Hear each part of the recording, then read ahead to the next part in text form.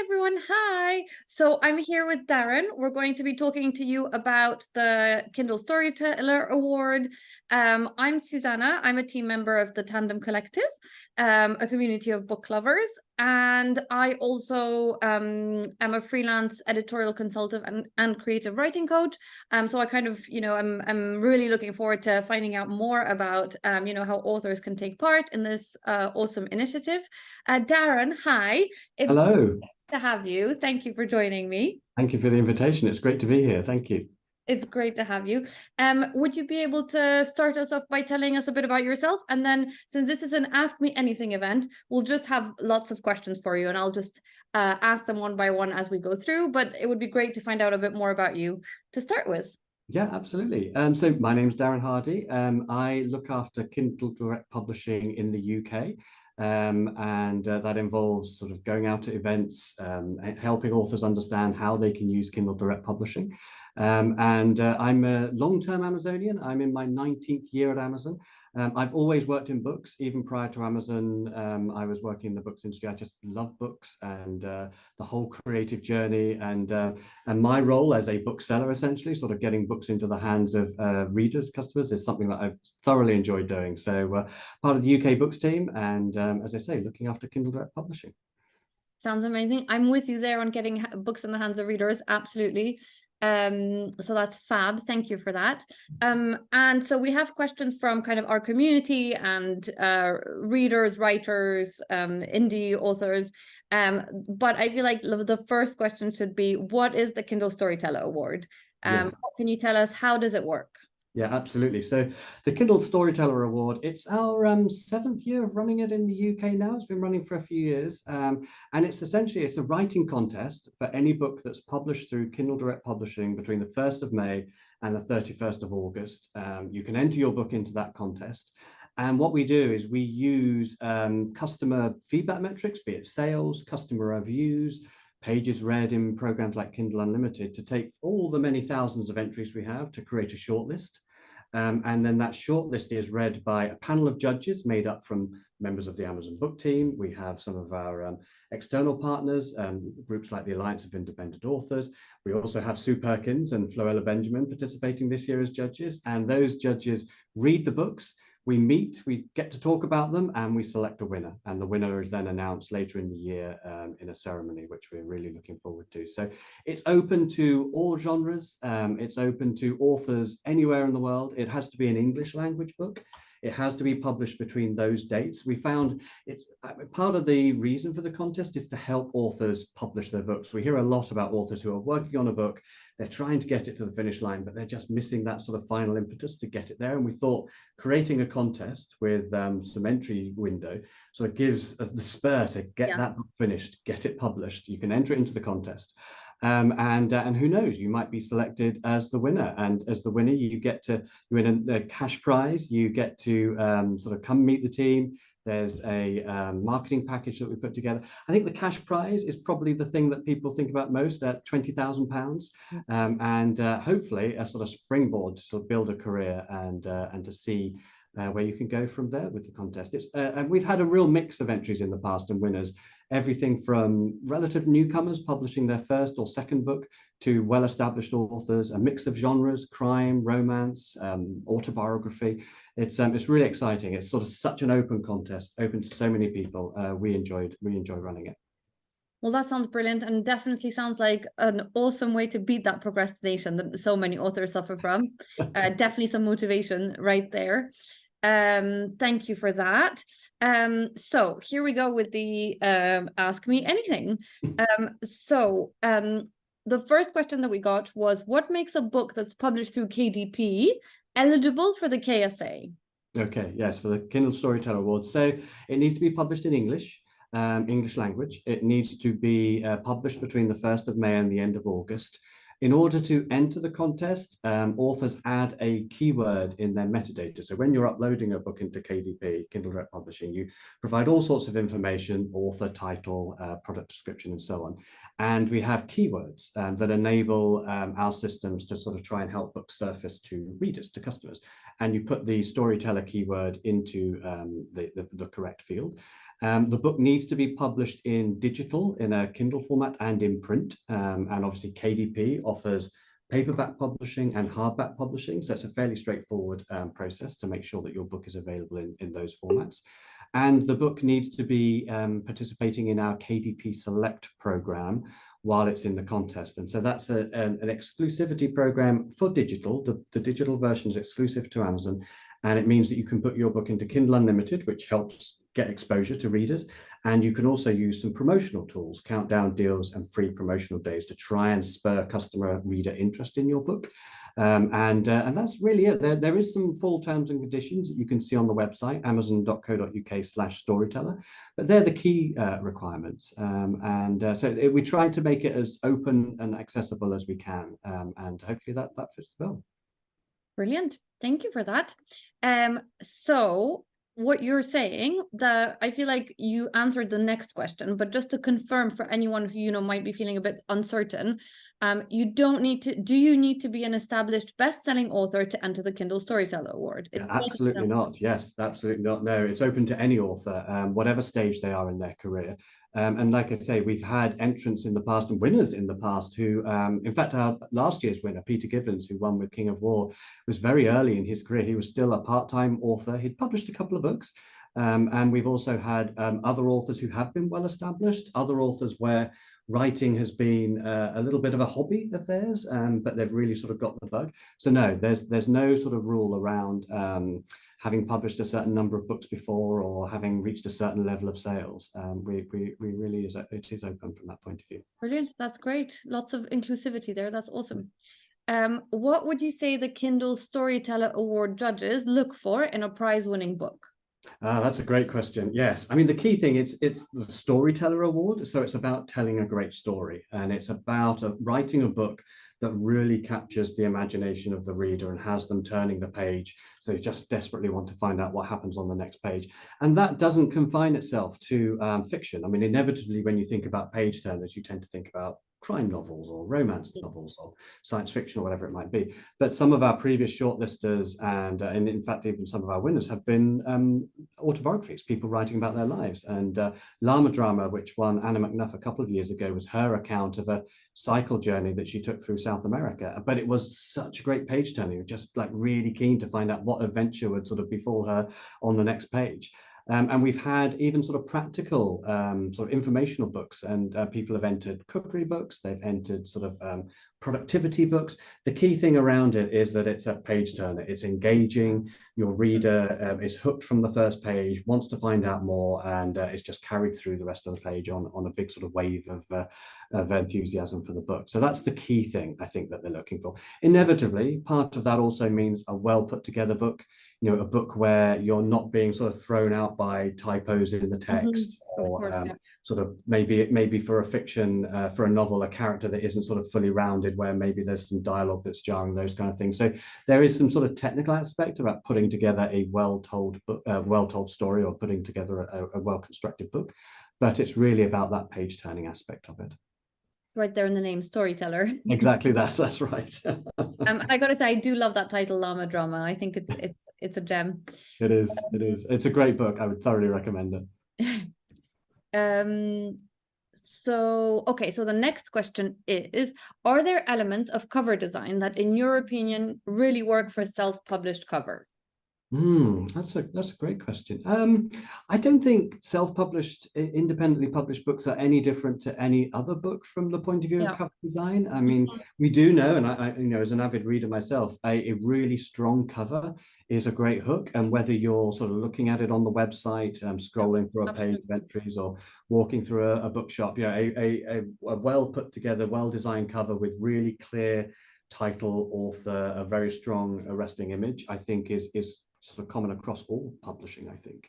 I do think the target is the reader. Sorry, I interrupted you there, but the target is the reader, whether it's a self-published book or a traditionally published book. So it would make sense that the cover needs to kind of have the same effect, whether it's one or the other. That's it. I mean, for the vast majority of readers, I think most readers, certainly I as a reader, I don't mind I have no interest in whether it's an independently published book, a traditionally published book, Exactly. front list, back list, a classic. I just want to read a great book. And I think, having a good, strong cover design, having a put together manuscript, all of those things will help your reader feel like they're reading a well put together book. And some may be interested in the sort of technical aspects of the publishing journey, but I think most readers just want that. And so, yes, whichever channel it's come through is to a degree immaterial. So I think from the point of view of the cover design, I think as the indie author, if they're putting together their cover design, just needs to think about what do they want to convey about their book on the cover. You can't obviously convey everything, but there's usually some sort of key visual that often authors have in their minds as they're writing their book. How can that translate into a cover design that I think also probably to a degree needs to fit in with the genre? Most readers have a view of what a crime cover looks like, or what a romance cover might look like, or what a sci-fi book cover might look like. But you can sort of play around with that. It's not like it's a sort of firm fixed rule that is very rigid. I think you can fit in, but then sort of have your own identity around the edges that mean that it's sort of unique to you, I think, from a cover point of view. Absolutely. A little bit more freedom, but still making it recognizable for the readers. Yeah, absolutely. Yeah, that's it. Brilliant. Okay, so here's a good one. I'm curious about this myself. How many books would you estimate that the judging panel has to read to pick the shortlist and the winner? Yeah, that's a really good, interesting question. Well, the judging panel just need to read the shortlist. The So the shortlist. shortlist is typically 5 or 6 books. I think most years it's been 5. I think we had one year where it was 6. But what we do is we use customer feedback to take the many thousands of entries down to that shortlist. And so we look at things like sales, obviously. We look at customer reviews. We also look at the content of the customer reviews, like the passion that readers are conveying through their reviews, as a way of trying to sort of look around the corners. It's not just about whichever book is the best selling. It's also about which books do customers feel passionate about. And sometimes that can be a book that maybe hasn't sold exactly the same number as some of the best selling books in the contest, but the readers are really engaged with it. They're really passionate about it. And that, I think, is something else that we try and feed into that selection process. And then because the books all participate in Kindle Unlimited, we sort of try and pull together some information about the pages read in Kindle Unlimited. And all of that, and so a few other things as well, go into the sort of pot, as it were, that enable us to take all of those entries down to a manageable shortlist. And then, yes, the judges have an enviable task of reading those books and then sort of deciding which one they like the best.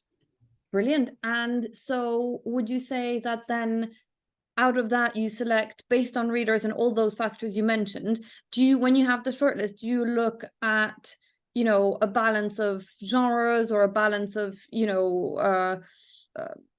length of the book, or like, do you try to find ways to make sure that the shortlist is varied? Yeah, absolutely. But I think that's really driven by the customers, because obviously we have so many different customers reading so many different types of books. And the storyteller contest itself, when you go onto the storyteller page, you can see there's a selection of entries and there's a box where you can go and have a look at all the entries. There are so many different types of books in there. And I think that naturally lends itself to coming up with quite a diverse shortlist, because it reflects the diversity of the entries and the diversity of the readership. So yes, I think that naturally sort of emerges from the process that we go through. Brilliant. Okay, here's a good one. What is your favorite genre to read, and what do you love most about your job? Oh, right. Oh, wow. Okay. Well, one of the great things about my job is I get to read so many different books. And it's the sort of thing where I'm lucky enough to have been in the books industry for a long time, where publishers, other authors, colleagues will frequently we tap each other on the shoulder and say, oh, if you read this book, it's an amazing read. Yeah. It's not necessarily a genre that I might read all the time, but having a word of mouth recommendation Absolutely is really powerful. Yeah. So I read a lot of fiction, inevitably, and I read a lot of crime, and I read a lot of sort of historical fiction, but I also will dip into popular science or psychology or sort of health books, all those kind of things. It's the great joy of publishing is it's so varied. There are so many different types of books out there. So I wouldn't really ever sort of say there's a genre that I don't read. And one of the joys of having been involved in the storyteller process is reading the shortlisted books. There have frequently been books where I think, oh, this is possibly not the sort of book that I would read sort of normally, but having read it, it's amazing. I'd love to read more of this sort of thing. And we hear that a lot from the judges, often, well, this isn't the kind of book I would normally read, but I'm so glad I read it because it's such an interesting book and such a well-told story. So that is really sort of one of the great things about my job, and means that, yes, I end up reading so many different types of book. That's amazing. And I absolutely am 100% with you that, obviously I work in books as well. And just the fact that you have, my taste in books has kind of been blown apart and reconstructed back together as a much kind of wider scale because of what we do. So yes. I'm with you on that 100%. And a bit like your room there, having stacks of books on bookcases is my dream. I mean, it's where I want to finish in life, is a room that's just full of books, a chair that I can sit, and away we go. It is such absolutely a book lover's dream. That chair with the books, a cup of tea, that's absolutely the epitome of happiness for us bookworms. So I'm with you there. Okay, so this is a kind of a more technical question that people have, is how does a KDP author get paid, and how do the royalties work for an author published through KDP?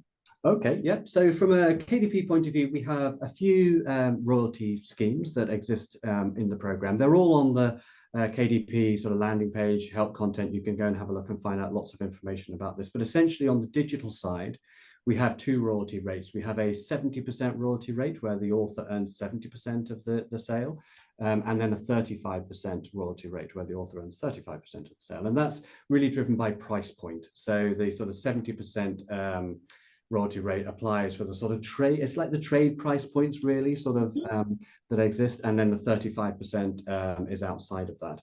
On the print side, we have a 60% royalty rate, minus the printing costs of the books. On KDP, all of the printed books, paperbacks and hardbacks, are print on demand. So we print a copy every time a customer places an order. And obviously, we have to manufacture the book.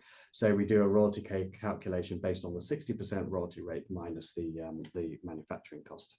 And the royalties are paid to authors on a monthly basis. So, if you have a KDP account, you'll have access to a sales dashboard, and the sales dashboard will tell you what you're selling day by day, and will also tell you what payments are due in your account. And so you can track all of that. It's all done automatically. When you set up your KDP account, you fill in all your details where you want the payments to be made.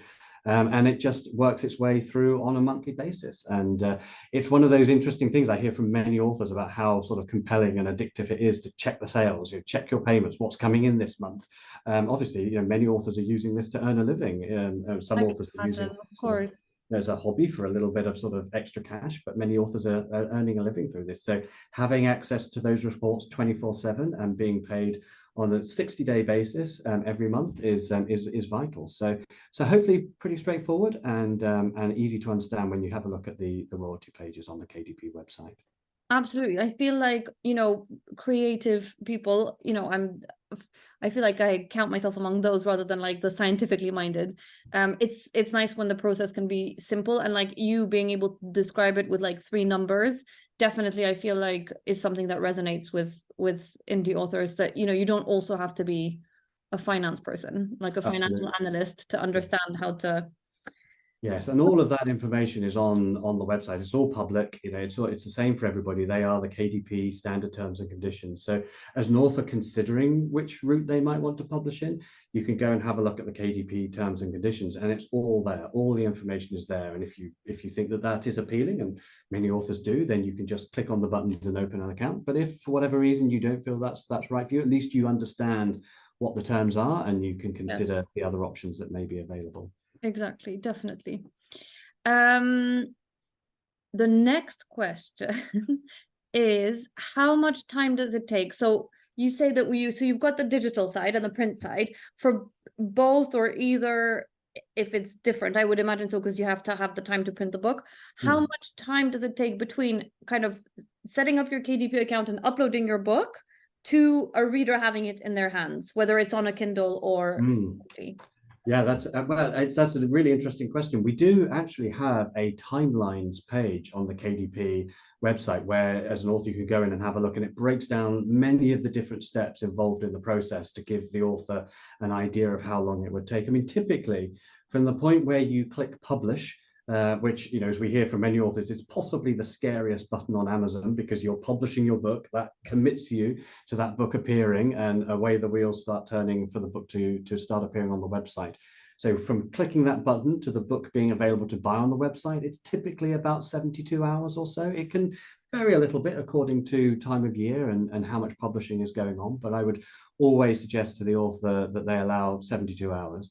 And then from that point, with the book live on the website, on the Kindle side, the customer can download it in 60 seconds, anywhere in the world. It's just a click of a button and away it goes onto their device.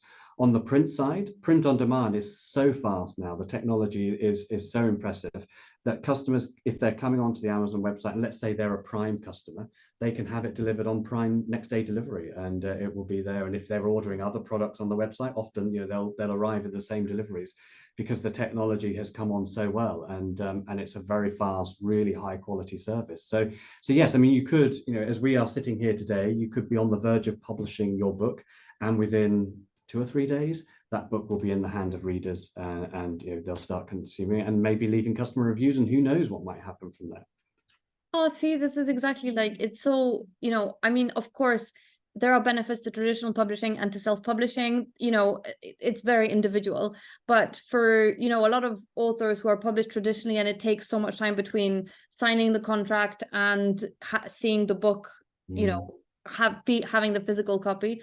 The idea that you can have it in 72 hours, have someone from the moment you click that scary button, is definitely quite empowering, I think, the idea. That's it, absolutely. And I've heard from many authors, especially say within the fiction genre or the sort of non-fiction political biographies, those kind of things, where authors have an idea, but now is the moment. They want that book to be in the hands of readers very quickly, because perhaps there's a trend emerging, or there's been an news, those sort of things that they really want to sort of capitalize on. And you can do that with independent publishing. Obviously you've got to write the book, and we must admit the challenge of that.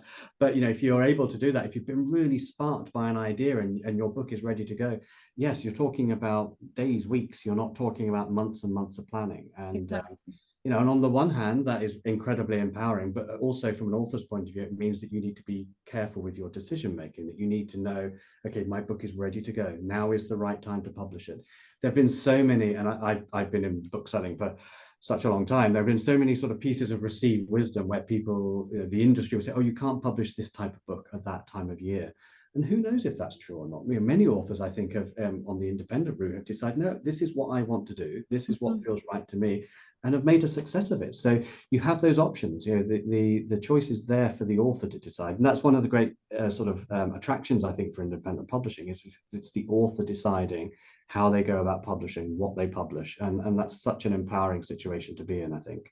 Absolutely. And also, I think, nowadays there's so much knowledge available out there for how publishing works, the publishing year.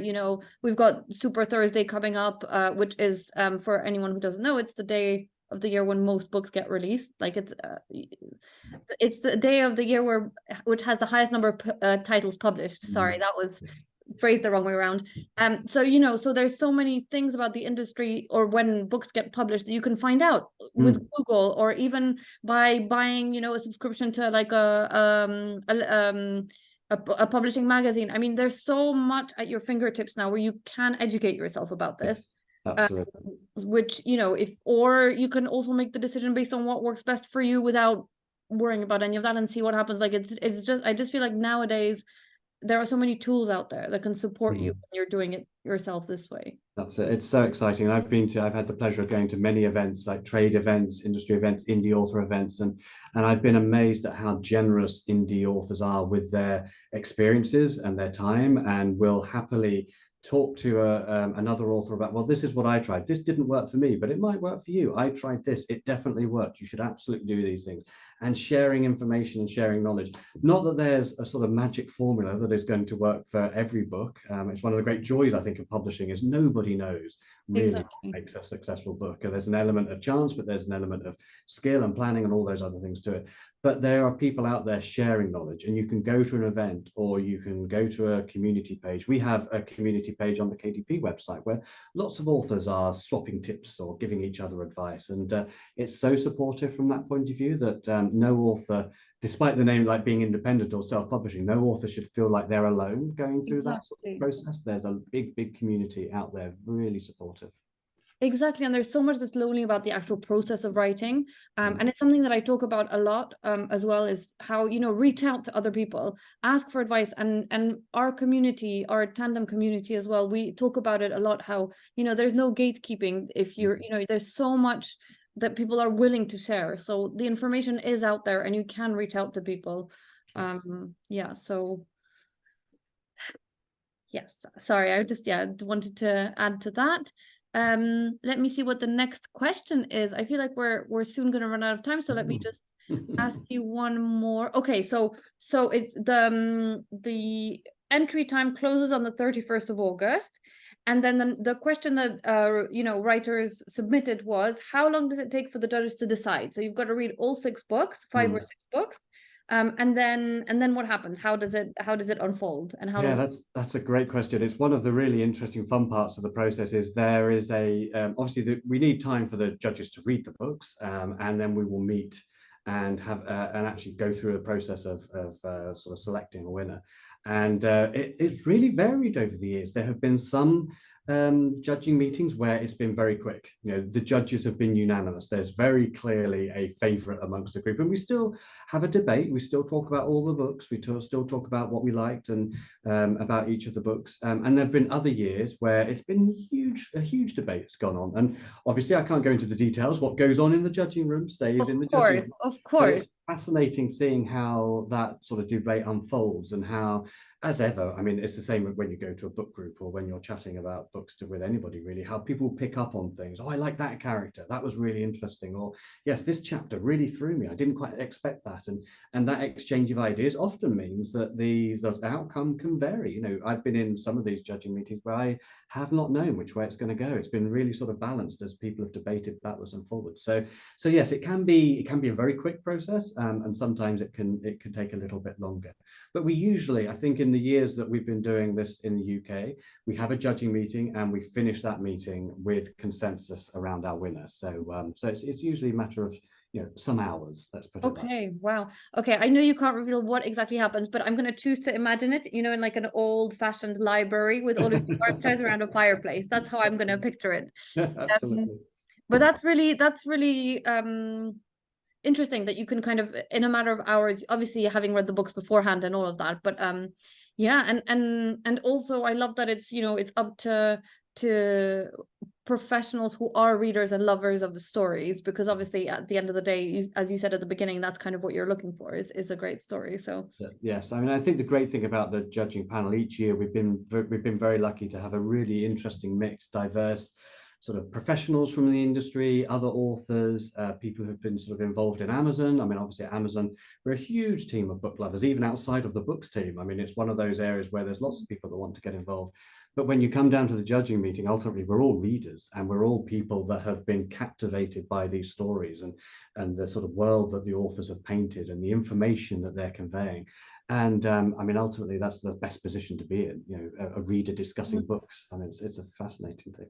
exactly, definitely, I would agree. I have one final question, I think, just that we have time for. What would you say, from kind of your observations of what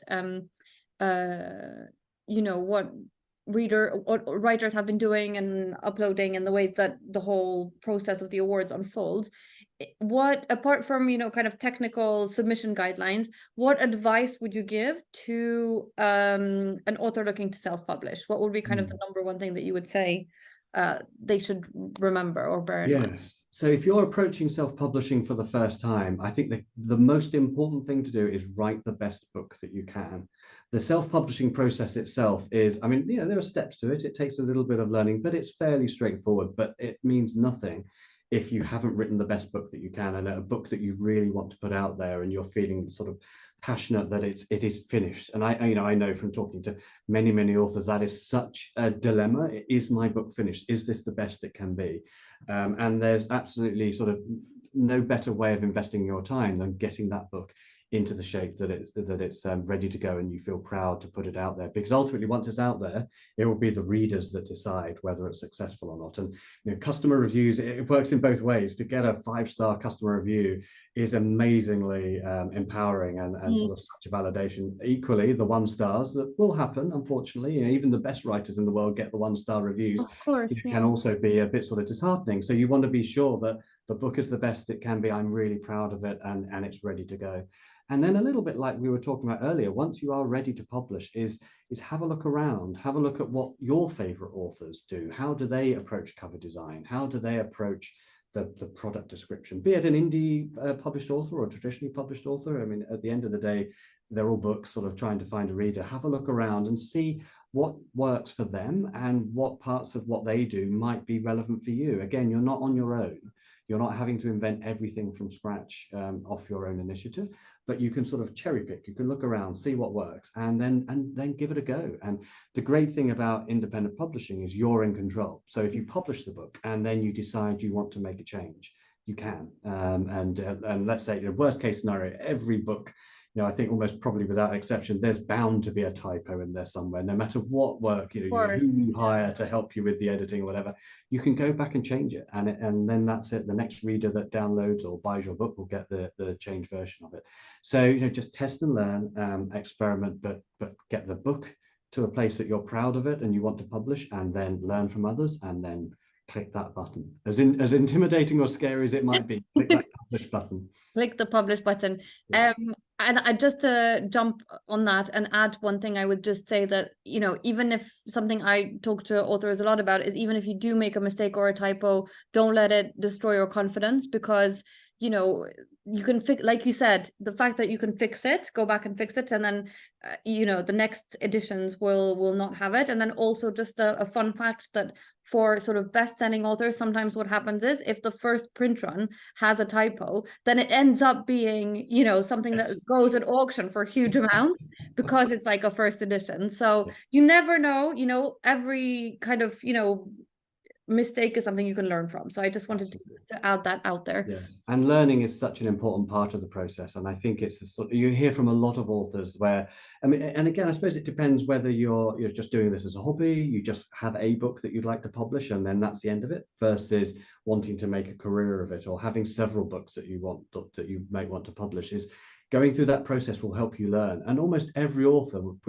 sort of without exception, will say, oh yes, my first book, I really didn't like this about it. And the second book, well, I didn't quite get that right. But now I'm on my 4th or 5th or 6th book, and I really feel like I'm hitting my stride and really feel like I'm growing into this.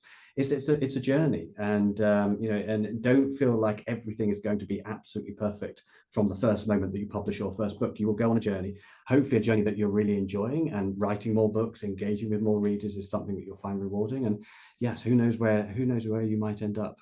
You might end up on the shortlist for the Kindle Story. Exactly, absolutely, that would be amazing. Brilliant.